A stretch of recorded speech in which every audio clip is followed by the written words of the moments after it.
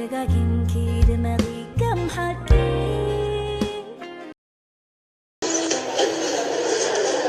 وي سلامات دانيل مرحبا حدش بان داني دا تخيد الله نبغزاي حجوتاتو تعلم كذا لك ينبرمن كله ده لكله غادي هو 4 غلع لوني صغير بك انا قلنا يتعدلكم انت هون قال كيف اللي تلك تعدلت قد وين سمي تخيل لنا سمع النبا 4 يوم قلنا في كم يدا دك ايوه رقصني يا انت تفضل قس اي تحرق زبلك زلو هو واحد اب عالم كاب 25 سنه حاده نسبيته مؤمن راح زيدكو يزعبي هو كتقرب كلا وي كتموت كلا سبيته حدش مردي يموت ما انت غاطب لنا حاجي مجمريا ابوها بتم 25 حدا غيكون الرجاجز بدحري دما مسغا غفتم 25 حدا غيتغون تشقبر سبيت غاحتته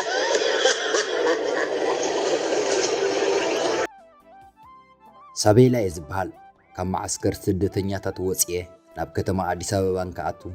ينا قول 18 عامت راي نيره اب اديس ابابا منبار كاب زجمر حنت ورح قيصنحكو دما مسردا زبال بخلت عامت راي زعبيني كم زخماي سدتنيا ايرتراو تفاليطه رداي ازي وعي عويل كام سحق صفتو وص زبل لمدتات زختل نلوم منبر نصبح زي يጭنق كيفات زبزح بتوسخون عالم ملؤ مزار يوتك خم ممرحنص اغير كم منبر يمن نيرو بهريوني هوت زلو قلل زبل رديت النعي نصانت كسمعني ناي سدت نابراي رسيه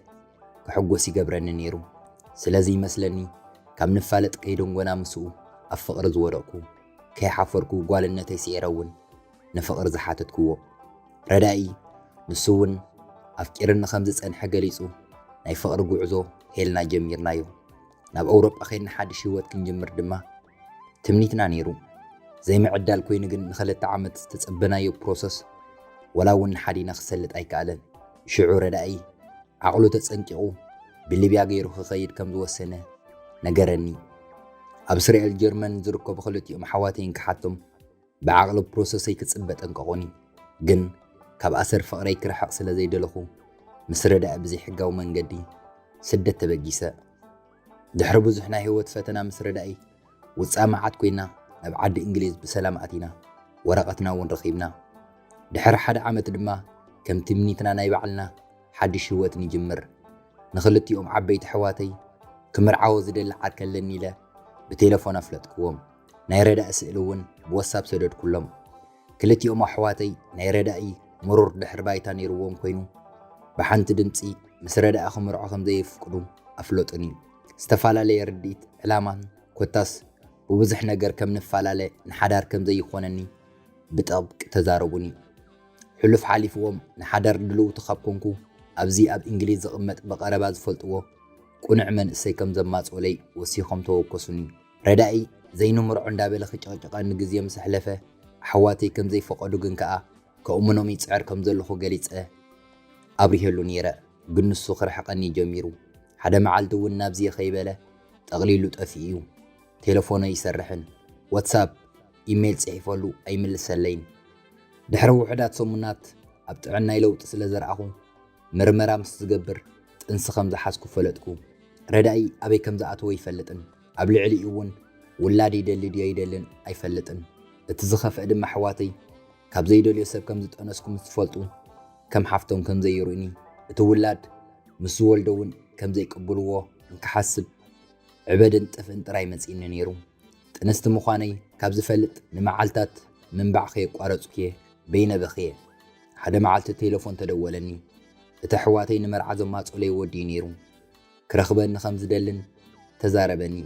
ካብቲ ሕማቕ ሙድ ምህደም ሓሲበ ድማ ንኽንራኸብ ፈቃደኛ ኮንኩ እቲ ሕዋተይ ንመርዓ ዘማጽለይ ወዲ ፍስሃየ ዝበሃል ብ6 ዓመት ዝዓብየኒ ካብ ምዝራብ ምስማዕ ዘብዝሕ ብጣዕሚ ሓሳቢ ሕያዋይ ኣማን ሰብ እዩ ኣብ ስርሑ ትኹረት ይገብር ብሓፈሻ ከምቲ ሕዋተይ ዝገለጽዎ ኮይኑ ይረኺበዮ ምስ ረዳእ ድማ ፍጹም ተቃራኒ ባህሪ ነይሩዎም ምስ ፍስሃየ ብቐጻሊ ክንራኸብ ጀሚርና ኣብ ዝተራኸብናሉ ህያብ ሒዝለይ ይመጽእ መዓልታዊ ምሸት እናደወለ ብዛዕባ መዓልተይ ይሓተኒ ናይ ውሽጠይ ክሰምዓኒ ፍትን ምሳይ ስለ ዝተላለየ ዕድለኛ ከም ዝኾነ ብጣዕሚ ከም ዝፈትወኒ እውን ይገልጸለይ ነይሩ። ኣነ ግና ጥንስቲ ምዃነይ ኣይነገርኩዎን። ንፍስሓየ ጥራይ ዘይኮነስ ንዓበይቲ ኣሕዋተይ ኮነ ንኻልእ ሰብ ኣይነገርኩን። ከይፍለጥ ኣዝየ ስለ ዝፈራሕኩ ከም ምስጢር ሒዘዮ ክጸኒሕ የደልየ ነይረ። ፍስሓየ ካብ ንፋለጥ ከይደንጎና ኣሕዋተይ ፈቓደኛታት ከም ዝኾኑ እንድሕር ፍቓደይ ኮይኑ ወላ ዝመጽእ ሰንበት ክምርዓዋኒ ድልው ከም ዝኾነ ንክገልጸለይ ግን ንኽምርዓዋኒ እሽበልኩ። ምናልባት ኣብ ከይዲ ከፍቅሮ ከም ዝኽእል ሓሲበ ነይረ። ምናልባት ፍቕሪ ኣብ ኩትርዊንታ ጥራይ ዘይኮነስ ኣብ ሕያውነት እውን ከም ዝምርኮስ ይሓስብ ነይረ። ምናልባት እውን ከም ካብ መጻቡብ መውፂ ክጥቀመሉ ደልየ ነይረ። ምስ ፍስሓየ ከም ድሌተይ ቀልጢፍና ተመርዒና ብሓባር ክንነብር ጀሚርና። ከይጸናሕኩ እውን ጥንስቲ ከም ዝኾንኩ እንክገልጸሉ ከለኹ ክጠራጠር እሞ ይትረፍ መሊሱ ብሓጎስ ተቐቢልዎ። ምስ ወለድኩ ፍስሓየ ኣብ ህይወቱ ነዛ ሃሞት ይጽበያ ከም ዝነበረን ኣዝዩ ከም ዝተሓጎሰን ይነግረኒ ነይሩ። ካብ ሓጎስ ዝተለዓለ ክበክ እንዳበለ ራእይ እሞ ሳቤላ ኣዝዩ ክድንቂ ፍጥረት ኢኺ ንምንታይ ሹም ኣብየል ዘይንብሎ በለኒ። ብውሽጠይ ጨዲረ ናትካ ውላድ ኣይኮነን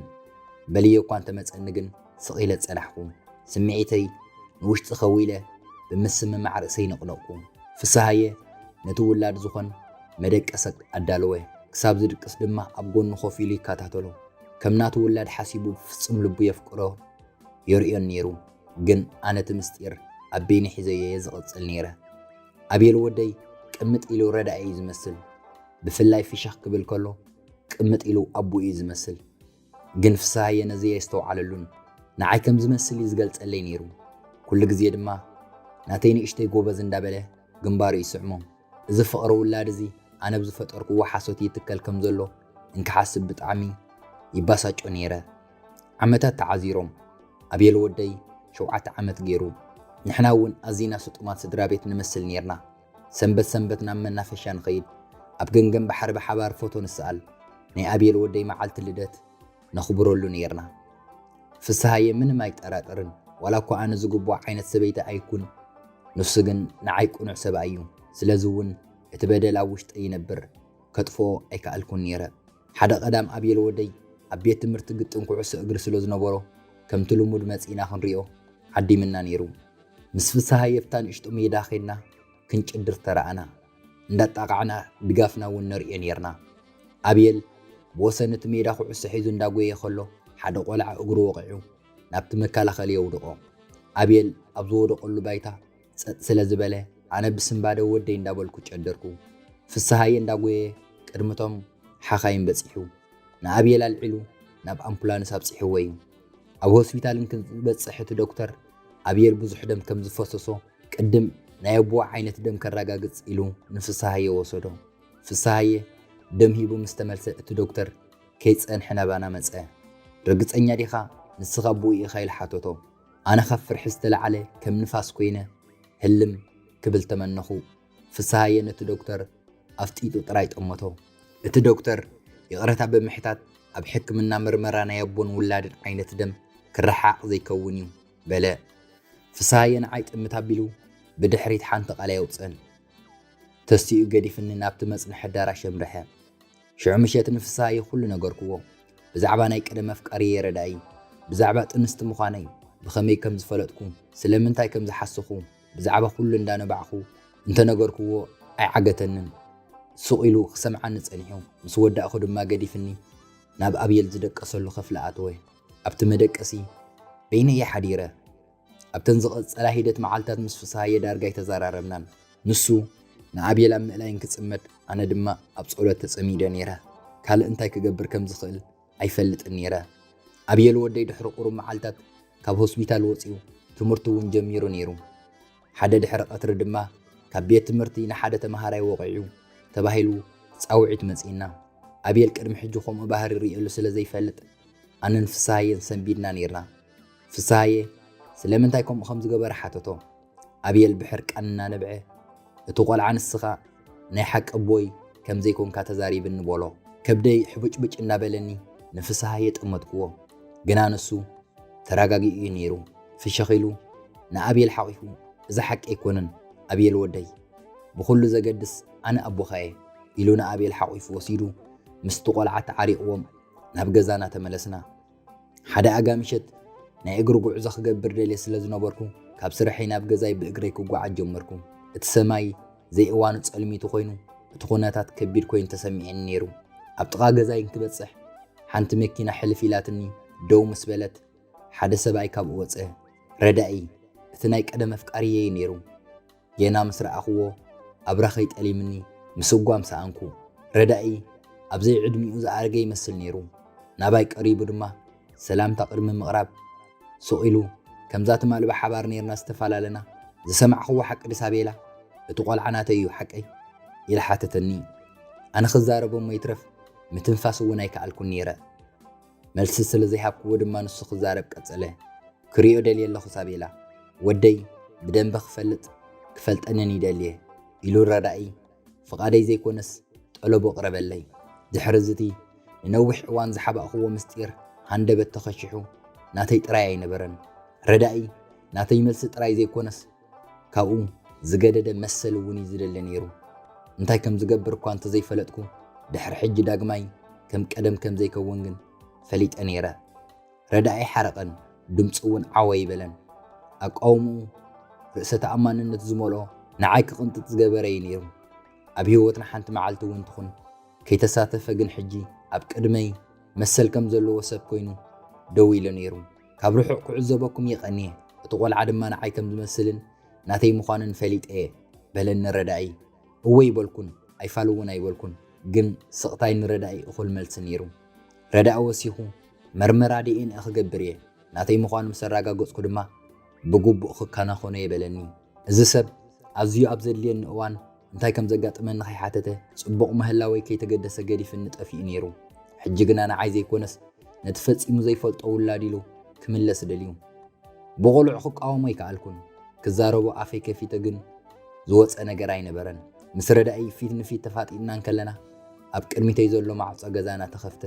ፍስሃየ ወፂኡ ንረዳኢ ርእይዎ ንዓይ ርእኒ ኣብ ሓንቲ ካልኢት ድማ ኩሉ ተረዲእዎ ንሱ እውን ናባና መጺኡ ሰለስቲና ኣብቲ ናይ ቅድሚት ጀርዲን ከም ሓወልቲ ደው ኢልና ነርና ድሕሪ ሓፂር ስቕታ ክንዘራረብ ኣለና በለ ረዳኢ ንፍስሃየ ተኺሉ እንዳጠመተ ፍስሃየ ብኣወንታ ርእሱ እናነቕነቐ ሕራይ ናብ ገዛ ንእቶ በለ ድምፁ ህዱእ ግን ከዓ ዝሑል ነይሩ ኣብ ውሽጢ ገዛ ኣብ ሳሎን ረዳኢ ኣብ ሓደ ሶፋ ኮፍ ኢሉ ፍስሃየ ድማ እዳው ናብ ጅቡኡ እትዩ ኣብ ጥቓ ፍንስትራ ደው ኢሉ ነይሩ ኣነ ምግቢ እንዳሰራሕኩ ኣብ ኣፍ ደገ ክሽነ ደው ኢለ ኣብ ገዛይ ኮይነ ክንሰይ ከም ጋሻ ሰብ ኮይነ እንታይ ከም ዝፍጠር ይዕዘብ ኣብ የሉ ወደይ ደቂሱ እዩ ነይሩ ረዳኢ ክዛረብ ጀመረ ወደይ ክፈልጠኒ ደልየ ክትጸልኣኒ ትኽእል ኢኻ ዝደለኻዮ ኢልካ ክትፅውዕኒ ትኽእል ኢኻ ኣነ ግን ወደይ ንምርኣይ መሰል ኣለኒ በለ ፍስሃየ እዳው ጅቡኡ ገይሩ ደው ኢሉ ቆልዓ ከም ዘለካ ሓሲብካስ ኣይትፈልጥን ንሱ ጥራይ ዘይኮነ ታተይሉ ናይ መጀመርታ ስጉሙ ክስጉም ከሎ ምስኡ ይነበርካን ኣብ ለይቲ ብሕልሚ ባህሪሩ እንክትስእ ከሎ ኣጀኳኢልካ ይሓቆፍካዮን ኣይደገፍካዮን ወይ መእሰሪ ጫምኡ ከመይ ገይሩ ከም ዝኣስርን ካልእ ኣይምሃርካዮን ብኸመይ ሕጂ ኣቦነት ክስምዐካ ይኽእል በጀኻ በሎ ገጽ ረዳኢ ብሓደ ግዜ ፀወግ ኢሉ እዚ ናተይ ጌጋ ኣይኮነን እወ ስለዘይ ነገረትኒ ቆልዓ ከም ዘለኒ ፈጺመ ይፈልጥን ነይረ በለ ኣብ ኣፍ ደገ ክሽነ ኮይነ ብምርጫይ ዶ ከምኡ ገይረ ጠፊእኻ ኣነ ጠኒሰን ከለኹ ከይሓተትካ ንንበይ ነይረ ሕሪሕኻ ንጠፊእኻ ከመይ ገይረ ከም ዝረኸበካ እውን ኣይፈልጥን ነይረ በልኩ ኣብየል ከይሰምዕ ድምፀይ ኣትሒተ ኣቢለ ተዛረብኩ ረዳኢ ናባይ እናጠመተ ንስኽን ኣሕዋትክ ዘለክ ፍቕሪ ይፈልጥ ስለ ዝነበርኩ ምስ ኣሕዋትክ ከይትባተኻ ሓሲበ ነይረ ካባኺ ዝጠፋእኹ ከይነገርኩ ዝጠፋእኹሉ ምኽንያት ድማ ካብ ኣሰረይ ከም ዘይትተርፊ ስለ ዝፈልጥ ዝነበርኩ እየ እምበር ጥንስቲ ምዃንክ እንተዝፈልጥ ነይረ ኣይምገደፍኩኹን ነይረ ሕጂ ግን ንወደይ ለብ ዘለኹ ንኹሉ ዝመፀኒ ብድሆ ድማ ድልው እየ በለኒ ፍስሃየ ናይ ለግፂ ዝመስል ብስሑ ሰሓቕ ምስ ኣስምዐ እንታይ ትብል ወደይ ሕጂ ድልው ኢኻ ስምዓኒ ኽቡር ሓው እቲ ኸቢድ ክፋል ድሮ ሰሪሕናዮ ኣለና ሕጂ ኣቲኻ ከም ጅግና ክትዋሳእ ይትበቅዕን ኢኻ በለ ረዳኢ ካብ ኮፍ ዝበሎ ተንሲኡ ጽቡቕ ድሕሪ ሕጂ ምሳኹም ምዝርራብ ኣየድልየንን እዩ እዚ ጉዳይ ናብ ቤት ፍርዲ ከምርሖ ኣድላይ እንተኮይኑ እውን ዲኤንኤ ምርመራ ክንገብር ኢና ሽዑ ናይ ወደይ ናይ ምዕባይ ሓላፍነት መሰልን ንመን ከም ዝኸውን ክንርዮ ኢና ኢሉ ወፂኡ ኸደ ጠበቓታትን ወረቓቕትን ክሳብ ክንዲዚ ክኸይድ ኢለ ሓሲበ ይፈልጥ ነይረ ፍስሃየ ናባይ እንዳጠመተ እዚ ድ ክትደሊ ናይ ኣብየል ጉዳይ ናብ ሕጋዊ ሕቶ ንምቕያር ኢሉ ነዲሩ ኣብ ሓደ ሶፋ ኮፍ በለ ቀልጢፈና ፍስሃየ ኸይደ ብጎኑ ኮፍ ኢለ ኣይፋልን ኣነ ከምኡ ይደልን እየ ኣነ ኮነ ኣብየል ንስኻ ኣቦ ምዃንካ ኢና ንኣምን ኢለ ኸፀናንዑ ፈተንኩ እተን ዝቐፀላ ሒደት መዓልታት ንዓይ ዝሕል ዝበላየን ነይረን እኹል ክበልዕ ኮነ ክድቅስ ኣይከኣልኩን እዛ ኣብ መንጎ ክልተ ሰብኡት ዝግበር በኣሲ ድማ ንኣብየል ወደይ ከይሃስዮ ፈሪሐ ነይረ ኣነ ንፍስሃየን ንሓደ ናይ ስድራ ቤት ጠበቓ ክነማኽር ወሲና እቲ ጠበቓ ድማ ንረዳእ ምርመራ ዲኤንኤ ካብ ምሕታት ክንዓክቶ ከም ዘይንኽእል ነጊርና ስጋዊ ኣቦ ምዃኑ እንተኣመስኪሩ ድማ መሰል ምብፃሕ ወይ ካብኡ ዝገደደ ነቲ ቆልዓ ናይ ሓባር ምእላይ መሰል ክሓትት ከም ዝኽእል እቲ ጠበቓ ወሲዩ ክሓቢርና ነይሩ ኣብ ዝቕፅል ሰሙን ነቲ ናይ ዲኤንኤ ምርመራ ክንገብር ናብ ክሊኒክ ከድና ምስ ፍስሃየ ኣብ ሓደ ኩርናዕ እቲ ክሊኒክ ኮፍ ኢልና ኣብየል ወደይ ዝተዳናገረ ይመስል ነይሩ ደጊም ምሕሳቡ እኳ እንተፀላእኽዎ ግን ንሓደ ቆልዓ ክንድዚ ዝኣክል ከቢድ ነገር ከረዳኣሉ ዝኽእል መንገዲ ስለ ዝጠፋኣኒ ስቕ ኢለ መርመራ ጥራይ ምዃኑ ነጊረዮም ኣብየል ንእሽቶ ዝተረጋግአ መስል ነይሩ ወላ እኳ ውፅኢት መርመራ ድሮ ፈሊጥናዮን እምበር ግን ኣብ ወረቐት ተፃሒፉ ምስ ረኣኽዎ ዝያዳ ሕማቕ ስምዒት ተሰሚዐኒ ነይሩ ረዳእ ነቲ ወረቐት ንዓይኒ ፍስሃየ ኣንቢብልና ኸብቅዕ ብኹርዓት ኣብ ጅብኡ እንዳቐመጠ ምስ ኣብየል ግዜ ክሕልፍ ክንፈቕደሉ ከም ዝግባእ ሓተተና ፍስሃየ ክቃወም ፈቲኑ ነይሩ ግን እቲ ጠበቓና ክንክልክሎ ዘኽእል ብቑዕ መርትዖ የብልናን ኢሉ ረዳይ ኣብ ነፍሲ ወከፍ ቀዳም ንኣብየል ክበፅሖ ወላ ኸይፈተና ክንፈቕደሉ ተገዲድና ነርና ረዳይ ቀዳም እንዳመፀ ንኣብየል ክወስዶ ደሰ ይብለንን ነይሩ ግን ክኽልክሎ ከም ዘይክእል ስለ ዝፈለጥ ምንን ክገብር ኣይክእልን ነይረ ድሕሪ 2-3 ቀዳም ዝኾና ምብፃሕ ድማ ሓደ ንግሆ ቁርሲ እንዳበልዓና ኣብየል ንፍስሃየ ከምዚ ኢሉ ሓተቶ ባባ ሓቀይ ክሳብ ሕጂ ንስኢኻ ኢኻ ኣቦይ ኢሉ ሓተቶ ፍስሃየ ስንብድ ኢሉ ኣብ ኢዱ ዝነበረ ሻሂ ዝሕብረሉ ማንካ ፅንዕ ኣቢሉ እንክሕዝ ተዓዘብኩም ግን ርግእ ኢሉ ብርግፅ ኣነ ጥራይ የቦኻ ስለምንታይ ሓቲትካኒ ኣብየል ወደይ በሎ ናይ ነገር ቆልዓ ኣብየል ብዘይ ምግዳስ ቁርሲ እንዳበልዐ ረዳእ ናይ ብሓቂ ኣቦይ ምዃኑ ንሱ ከም ዝወለደኒ ስለ ዝዛረበኒ እየ በሎ እዚ ምስ ሰማዕኹ ክጉርዕ ደለኹ ንረዳእ ደው ኢለ እውን እቲ ዝገብሮ ዘሎ ደው ከብሎ ክነግሮ ደልየ ነይረ ግን ከም ዘይክእል እንክዝክር ስምዒተይ ገቲየ ስቕ በልኩ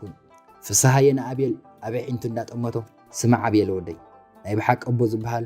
ስለ ዝወለደካ ጥራይ ኣይኮነን ናይ ብሓቂ ኣቦ ዝበሃል ምሳኻ ይኸውን መዓልታዊ ዘፍቅረካ እዩ ስለዚ ኣቦኻ ኣነ ምክንያቱ ኩሉ ግዜ ምሳኻ ስለ ዝነበርኩ ንቐፃሊ እውን ወትሩ ምሳኻ ክኸውን እየ በሎ እሺ ባባ ይፈትወካየ ኢሉ ኣብየል ካብ ወንበር ወሪዱ ምስ ሓቆፎ ስምዒተይ ምቁፅፃር ኣቢኒ ኣብ ክሽነ ኸይደ ነባዕኹ ብድሕሪ ፍስሃየ ንረዳኢ ናብ ገዛና ክመፅእ ኣይደልን እዩ ንዓይ እውን ብዙሕ ኣይዛረበንን ነይሩ ዘይግደሰለይ ኮይኑ ዘይኮነስ ነቲ ዝገበርክዎ በደል ከመይ ይቕረ ከም ዝብለኒ ስለ ዘይፈለጠ ይመስለኒ ኣብ መንጎ ሓዳርና ንፋስ ይኣቱ ከም ዘሎ ተፈሊጥኒ ድማ ስድራ ቤትና ከይብበታትን ክፈርሕ ጀሚረ ነይረ ቅድሚ ዝኣገረ ድማ መፍትሒ እንተረኸብና ኢለ ናብ ቴራፒ ክኸይድ ሓሳብ ኣቕረብኩሉ ኣብ መጀመርታ ፍስሃየ ኣይደልን ነይሩ እንታይ ፋይዳ ኣለዎ እቲ ዘጋጠመ ክንመርሶ ይንኽእልኒ ኢና ኢልኒ ድሓር ብዙሕ እንክምሕፀኖ ግን ብሓንሳብ ተሰማማዕና ፍራንሲስካ ትበሃል ሓኪም ረኺብና ከቢድ ሕቶታት እንዳሓተተት ብዛዕባ ንዓመታት ዝቐበርናዮ ነገራት ክንዛረብ ጌራትና ነይራ ንፍስሃየ ኩሉ እንዳነባዕኹ ነገርክዎ እቲ ዝሓስክዎ ምስጢር ከይፍለጥ ዘሕለፍክዎ ነፍሲ ወከፍ ፍርሒ ነፍሲ ወከፍ ጣዕሳ ኩሉ ስቕ ዝበልኩሉ ምኽንያት ብዝርዝር ተዛረብክዎ ፍስሃየ ብወገኑ እቲ ሓቂ ምስ ወፀ ማዕረ ክንደይ ብሕታውነት ከም ዝተሰምዖ ክኸይድ ደልዩ ከም ዝነበረ ግን ከዓ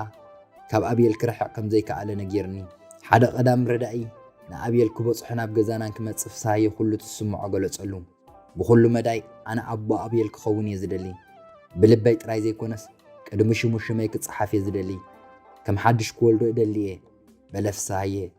ረዳኢ ብሓደ ግዜ ሓሪቑ ወደይ ፍረ ብርከ እኮ እዩ ክትድምስሰኒ ትኽእልን ኢኻ በሎ ፍስሃየ ርግእ ኢሉ ዓይነ ድምስሰካን ዘለና ረዳኢ ፍቕሪ ኢና ንመርፅ ዘለና ኣብየል መዓልታዊ ምስኡ ዝህሉ ኣቦ ይግበ እዩ ንስኻ ናብ ሂወቱ ካብ ትመፅእ ብጣዕሚ ተረቢሹ ከም ዘሎ ኣስተብህለሉ እንድሕር ብሓቂ ኣቦ ኮይንካ እዚ ክትገብር ኣለካ እንዳበለ ኸረድኦ ፈተነ ረዳኢ ኣብ መጀመርታ ኣብዩ ነይሩ ድሕሪ ገለ ደቓይቕ ምሕሳብ ግን ተሰማምዐ ኣብየል ከምኡ ዝደሊ እንተኮይኑ ኣነ ኣብ መንገዲ ደው ኣይብልን ዕንቅፋታይ ክኸውን እየ በለና ንፅባሒቱ ረዳኢ ኣብ ቤት ፍርዲ መፂኡ ናይ ፍስሃየ ኣቦነት ብምፍራም ኣረጋገፀሉ ካብቲ ቤት ፍርድን ክወፅን ንኣብየልን ፍስሃየን ኣዳዎም ሒዙ ነይሩ ኣብየል ፍሸኺሉ ሕጂ ናይ ብሓቂ ኣቦዬኻ ማለት ድዩ በለ ፍስሃየ ዕንቱ ንብዓት መሊአን ኣብ ቅድሚኡ እንዳተንበርክኸ ኩሉ ግዜ እውን ኣቦኻየ ነይረ ኢሉ ገለጸሉ ሽዑ ረዳእ እርከበና ከስተብህለሉ ይከኣልኩን እምበር ለከ ኣቦ ነይሩዎ እዩ በለ ፍስሃየ ይመለሰሉን ኣነ እውን ዝበሃል ነገር ስለ ዘይነበረኒ ኣይመለስብሉን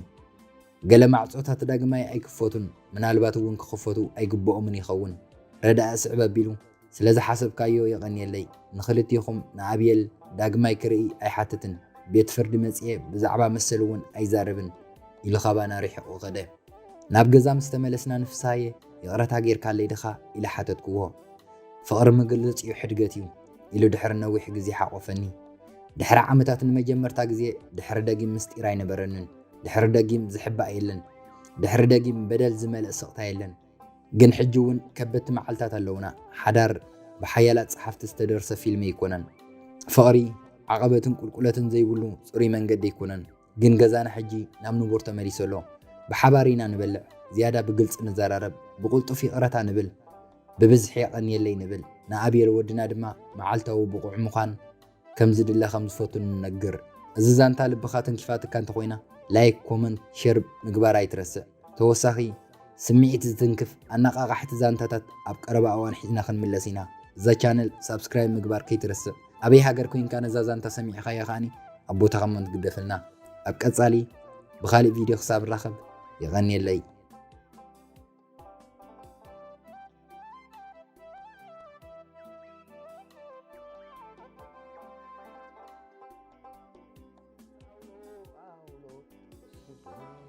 Skitaulo, aulo, sudui. Skitaulo, aulo, sudui.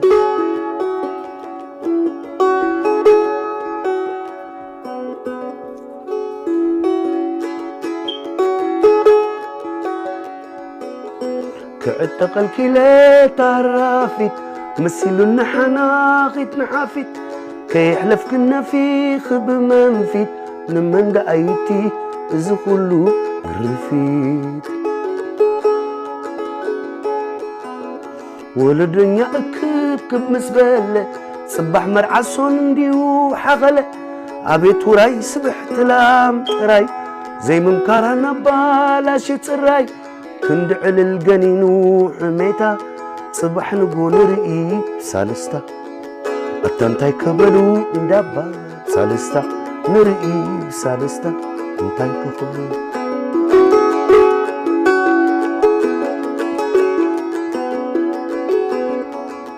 عبت تسلم حسوي له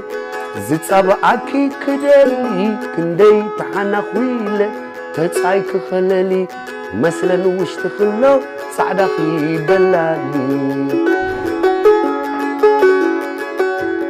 مثلا وش تخلو صعدا خي بلالي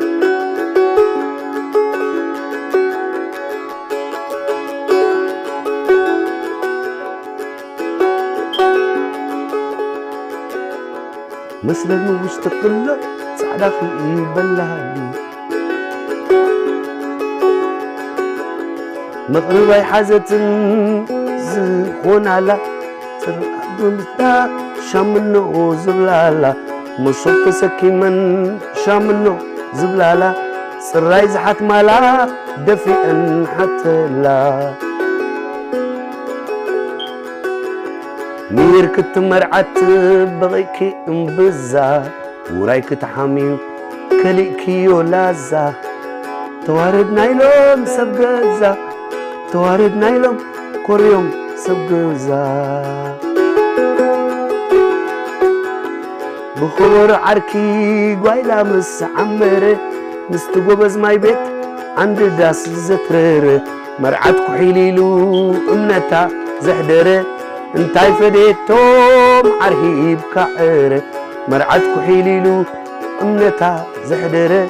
انتاي فديتوم عرهيب كعره سكتعولو اولو سدوي سكتعولو اولو سدوي سكتعولو اولو سدوي سكتعولو اولو سدوي